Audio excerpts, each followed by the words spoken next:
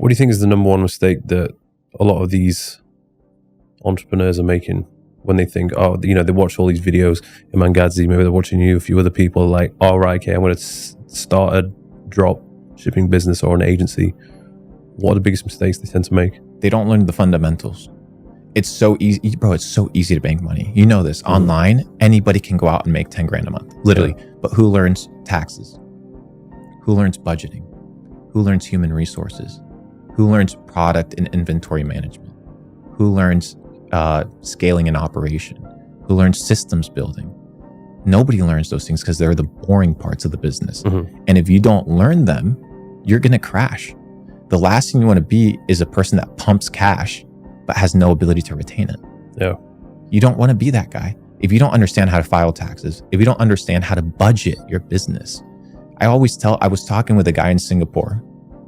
He's the son of the former president of Singapore, probably worth a couple $1 billion. He's in real estate development. He's done over 2,500 real estate development projects in Singapore. Super big guy. And the property prices there are crazy. So he's like proper balling. So I was having a conversation with him, and he's like, you know what the biggest issue is between the elite and people that make no money? I'm like, what? Financial literacy. He said, most people are financially illiterate, and it's a language. And I'm like, what do you mean it's a language? He's like, yes, finance is the language of the elite. Just like Latin used to be the language prior to the peasants being able to have access to read the Bible, they would have to go to the elite, the popes, the deacon of the church, or whoever was in charge, in order to get what? In order to get the wisdom, because they couldn't read. Nowadays, most people are financially illiterate.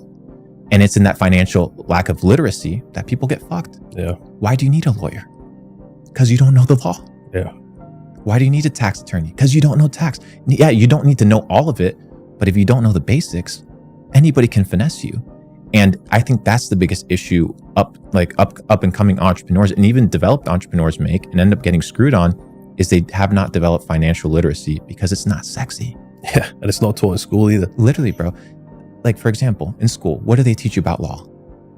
What do they teach you about accounting? What do they teach you about business in general, or managing your financials or budgeting? Nothing, bro. Why? Nobody asked why. It's on purpose. Even when I went to university, I did economics and business management, and I was still like, what the fuck is this?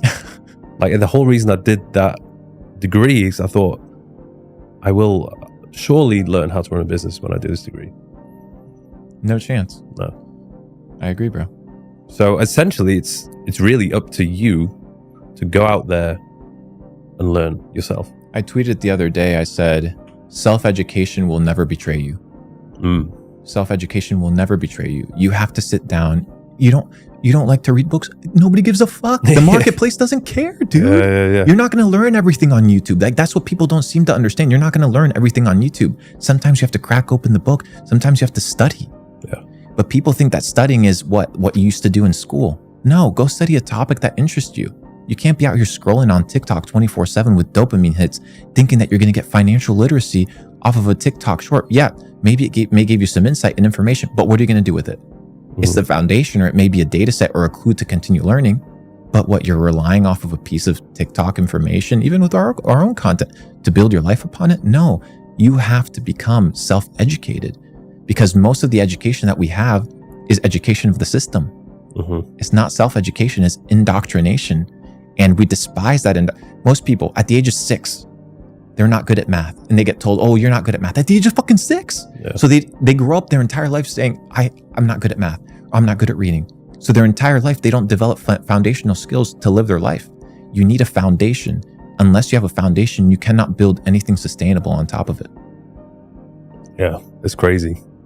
If you had to go back to zero, but you still have all your skills and the experience which you've acquired, what's the first thing you would do? The first thing I would do is plan, execute, and iterate. So develop a plan. What do I want to do? What are the skill sets that I have? Because if I have nothing, doesn't mean you don't have anything. It means you have yourself, right? So what are the assets that I have? I may not have assets in like hard assets like cash or connections, but what assets do I have? What am I good at? right? And you need to start at that basis point. That's the first thing I would do. The second thing is connections and relationships. Figure out the people that are going to help you execute. So how do you get into the room with the people that are going to facilitate your execution, right? So let's say I start from zero. First thing I would do, plan a way to make money online. And that doesn't mean that, there's a lot of people that will have brick and mortar businesses and they're like, oh, not everybody can make money online. Okay, perfect. Then you won't make money online. But my first thing would be plan. Plan what? Plan my ability to make $5,000 or $10,000 a month. How am I going to do that? Most likely online. Why? Low friction, low cost, high traffic volume of people. Very simple. Mm-hmm. What would my execution be? Whatever the execution of the plan would be. How would I create a plan? First, very simple. What can I be the best at? I'm giving the equation for how to make money. What can I be the best at? You need to figure out what you can actually be the best at based off of your skills. If you're not the best, develop the skill sets to become the best. The second thing is I need to be in high demand, right? You can't be doing something that's not in high demand. You're in a great space. You're in an evergreen space. You're in the fitness space. You're in the health space. That shit's only growing. It's only getting bigger and bigger and bigger. And then finally, I need to be able to do something that I'm irreplaceable in. So I need to be the best at what I do. I need to be in high demand and I need to be irreplaceable. You look at all these guys that got fired from Amazon, Facebook, Google. Why? Replaceable. So if you want to make money, right? Make a plan to make money, figure out how you can be the best at what you do, how you can be irreplaceable, and figure out how you can be in high demand. Then execute on that plan. What does that mean? You need to develop a business plan. You don't know how to develop a business plan? Look it up. Very simple. And execute on it. That means you said, I haven't missed a week in 14 years training. Same thing it should be with business, right? I'm not going to miss a single deadline of everything that I told myself I was going to do. And finally, iterate. Go back, look at the business plan, figure out what can I do better, and implement that change. And that's the cycle, brother. Man, you know your shit. I'm impressed. Would you say, it seems as though you've got the business aspect and the making money on lock. What about your health and your wellness?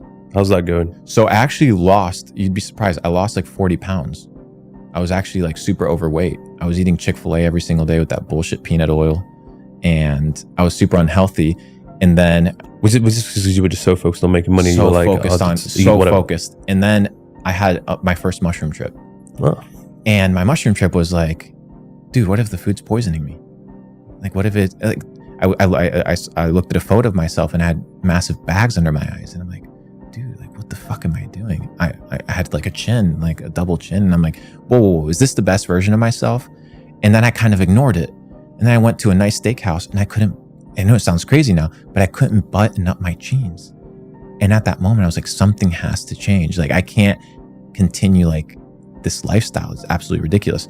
So for better or for worse, I did a year of vegan diet. So I went on literally juicing and fasting. And I think it was like the raw diet. It wasn't sustainable because I lost a lot of weight and I wasn't super strong. A lot of muscle as well. Yes, but it helped me cleanse, right? Yeah. So I think everybody should kind of implement dietary restrictions. I think dietary restrictions are one of the best things that people can actually do for their health. Why? Because it's a conscientious understanding of how you eat.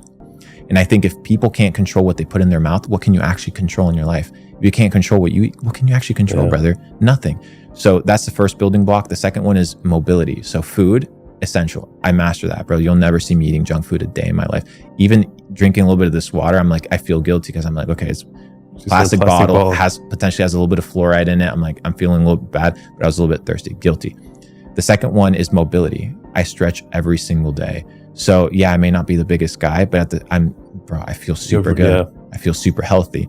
And yeah, of course, building block, your skeletal muscle is the building block for longevity. We know this, but you're going to help me with that. So, well, you can help me. I got the thirst stat, bro. Trust, bro. I got you. You can help me with the mobility because that's bad, bro. With Nate, bro. Nate will help you with the whole flexibility. Isn't it weird because there's so many things that you should be doing, but sometimes it just takes something for you to just fucking do it. Like with you, maybe just that trip, and you just look at yourself and you're like, what the hell is going on? Like, I think it's like we talked about the self-realization of self-sabotage. We fuck ourselves up, bro. Like, people talk about the system. People talk about the people that are against them. People talk about, oh, they're printing money out of thin air. oh, money's not worth anything, or they say I have no opportunity. But how many actions in our life are self-sabotaging? All day long, we self-sabotage. So why can't we turn off those self-sabotaging habits and replace them for positive habits? What I've realized that people do is they want to cut something out. Okay, I'm going to cut out smoking. I'm going to cut out drinking. But you're not supposed to cut out something. You're supposed to replace it. Yeah. Because there's a quote that says, an idle mind is the devil's workshop. So if you're not thinking about anything, if you're not doing anything, if you're not being productive, then you're most likely going to go back to what? Your tendencies and your old habits that you formed over a long period of time. So if you want to change those habits, if you want to change those tendencies, then you need to be in a situation whereby you're replacing them with a positive feedback loop. And I feel a little bit hypocritical talking about health and shit in front of you, but no, but like, there's, I would say, I think the most important thing is discipline. Yes. Because that is going to determine what you do on the days that you're not motivated. And I have those days as well. There's plenty of times when I wake up and I'm like, don't want to go to the gym, especially if it's like, if I know it's going to be a horrible session, like a leg session, I don't want to do that. But I always have this thing where I visualize how I'm going to feel after I do it. I have that with training, but I also have it with food as well. So even though there could just be this delicious, burger, Cinnabon, whatever in front of me, I know it's going to provide me with temporary happiness for maybe 20 minutes. And then afterwards, it's kind of like shame and regret. And then, you have to deal with all the negative side effects that come with eating something like that. And then usually what I always find is eating something like that, it becomes way easier to continue to eat like that. Yes. Maybe because you change the microbiome. It's the slippery slope. Yeah. It's like, okay, you permit it one time, but it's okay. I'll permit it a second time. And to add to that, it may not even be temporary happiness. It may just be temporary dopamine. Like you're craving the dopamine of that past experience of how that made you feel. And if you look at the vibrational frequencies of how people operate on the higher spectrum of vibrational frequency, like you have enlightenment, but underneath that you have love, joy, gratitude. And at the bottom, you have shame. Yeah.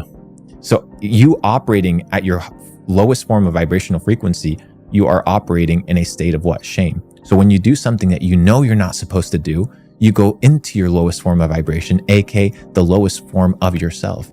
And most people live in a state of what I like to call quiet desperation. They live in a state of quiet shame. So they're ashamed of their habits. They're ashamed of what they do, but they don't change.